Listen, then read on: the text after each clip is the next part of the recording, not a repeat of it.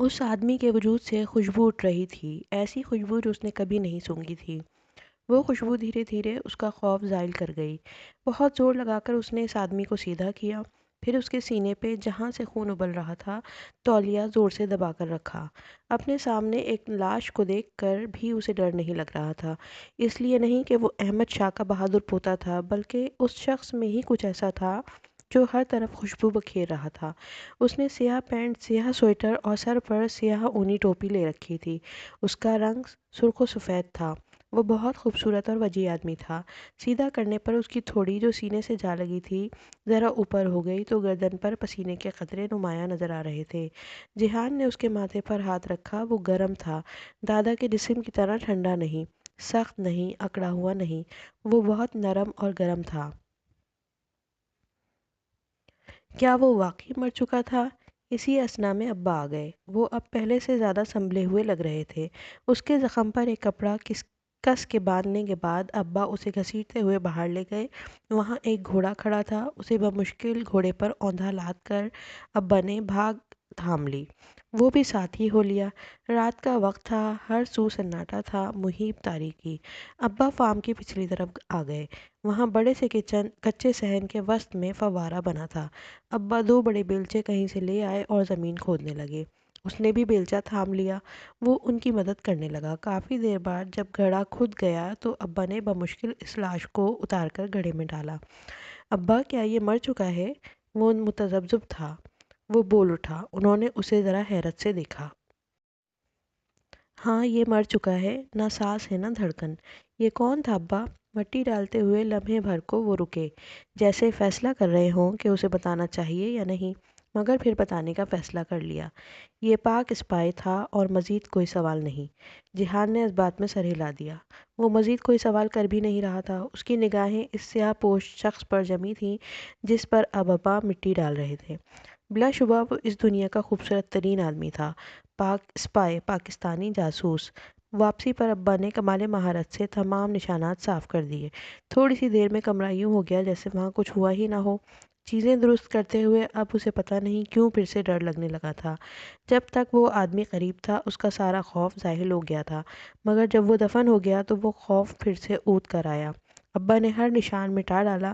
Mummy کو بھی کچھ پتہ نہ لگ سکا۔ مگر اسے یاد تھا، دادا کہا کرتے تھے، انسان جس جگہ پر جو کرتا ہے اس جگہ اس کا اثر چھوڑ جاتا ہے، آثار ہمیشہ وہیں رہتے ہیں۔ وہ کہتے تھے کہ یہ سورہ یاسین میں لکھا ہے۔ وہ یہ بھی کہتے تھے کہ انسان جو بولتا ہے اس کے الفاظ ہوا میں ٹھہر جاتے ہیں، آثار کبھی نہیں مٹتے۔ اس پاک اسپائی کے آثار بھی اس کے ذہن پہ، اس کمرے کے فرش پر اور فوارے کے سنگ مرمر پر نقش ہو چکے تھے۔ اگلے 3 روز وہ بخار میں پھکتا رہا، ایک عجیب سا احساس کہ کوئی اسے پکار رہا ہے، فوارے کے ساتھ کچے صحن کی قبر سے کوئی اسے آواز دے رہا ہے۔ وہ کہہ رہا ہے کہ اس کا بدلہ ضرور دیا جائے گا۔ یہ احساس ہر شے پہ حاوی تھا۔ تب پہلی دفعہ اس نے وہی منظر خواب میں دیکھا۔ حقیقت میں وہ اسے دفنا کر آ گئے تھے، مگر خواب میں ہمیشہ یوں دکھائی دیتا کہ جب وہ دفنا کر پلٹتے ہیں تو وہ قبر سے اسے پکارتا ہے، خوبصورت سحر انگیز سی آواز، مگر الفاظ اسے سمجھ میں نہیں آتے۔ وہ بہت مدھم، مبہم سا کچھ کہتا تھا۔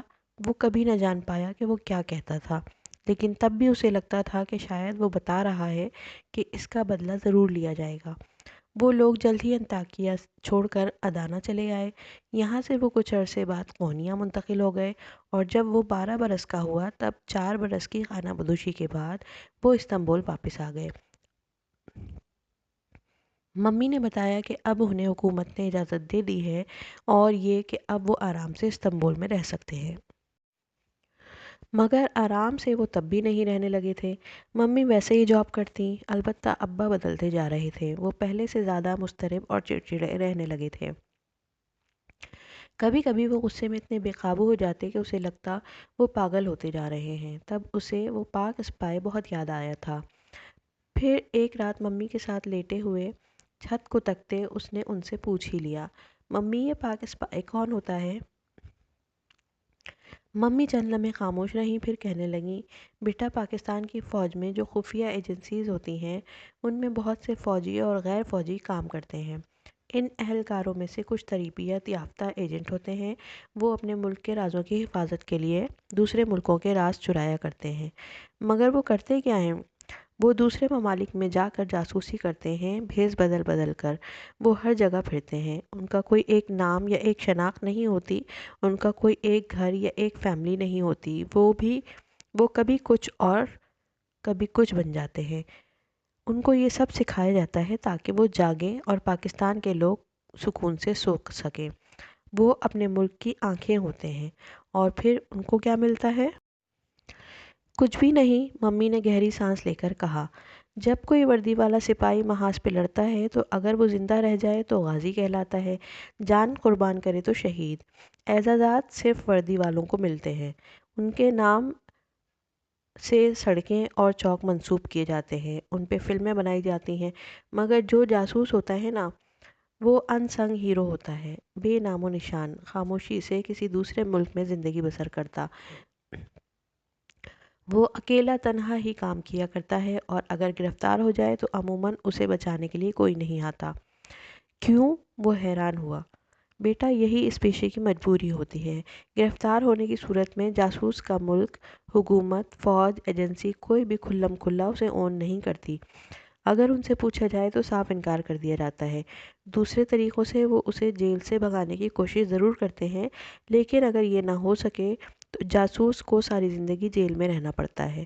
اگر وہ راز اگل دے تو وہ غدار کہلاتا ہے۔ اس لیے اسے یہ تک چھپانا ہوتا ہے کہ وہ جاسوس ہے، کیونکہ ہر ملک میں جاسوسی کی سزا موت ہے۔ پھر اگر اس پہ جاسوسی ثابت ہو جائے تو اسے مار دیا جاتا ہے اور اس کی لاش کہیں بے نام و نشان دفن کی جاتی ہے، یا کسی بھی طرح ڈسپوز آف کر دی جاتی ہے، اور بعض دفعہ کتنے ہی عرصے تک اس کے خاندان والوں کو بھی نہیں پتہ چلتا کہ وہ کہاں ہے۔ اس کا جنازہ تک نہیں پڑھایا جاتا۔ اس کی آنکھوں کے سامنے انطاکیہ میں فوارے کے ساتھ کھودی گئی قبر گھوم گئی، بے نام و نشان قبر۔ پھر تو اس کو کچھ بھی نہ ملا ممی۔ بیٹا، جو آدمی خود کو اس کام کے لیے پیش کرتا ہے وہ اس بات سے واقف ہوتا ہے کہ گرفتار ہونے یا دیار غیر میں مارے جانے کے بعد اس کے ساتھ کیا ہوگا۔ اس کو تاریخ کبھی ہیرو کے نام سے یاد نہیں کرے گی۔ اس کے ملک میں اس کی فائل پہ ٹاپ سیکرٹ یا کلاسیفائڈ کی مہر لگا کر بند کر دی جائے گی۔ وہ یہ سب جانتے بوجھتے بھی خود کو اس جاب کے لیے پیش کرتا ہے۔ پتہ ہے کیوں؟ کیوں؟ اس نے اپنا پسندیدہ سوال پھر سے دہرایا۔ کیونکہ بیٹا، جو شخص اپنی جان کے ذریعے اللہ کی راہ میں لڑتا ہے، اسے دنیا کے اعزازات اور تاریخ میں یاد رکھے جانے یا نہ رکھے جانے سے فرق نہیں پڑتا۔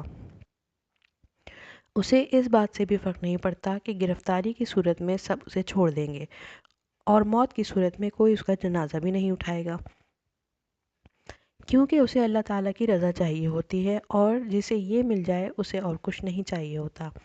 ممی اکثر اسے ایسی باتیں بتایا کرتی تھیں، پھر ایک دم چپ ہو جاتیں اور پھر اپنی رو میں کہتیں، اپنے ملک کے راز کبھی نہیں بیچنے چاہیے۔ انسان بھی کتنی تھوڑی قیمت پہ راضی ہو جاتا ہے۔ اس وقت ان کی آنکھوں میں ایک لو دیتی اذیت ہوتی۔ بہت عرصے بعد جہان کو اس تاثر کی وجہ سمجھ آ گئی تھی، اور یہ تب ہوا جب ان کی جدیسی سے پیچھے جدیسی میں رہنے والے ایک لڑکے حقان نے اس پہ راہ چلتے فقرہ اچھالا کہ وہ پناہ گزین ہے، اور یہ کہ اس کا باپ ایک مفرور مجرم ہے۔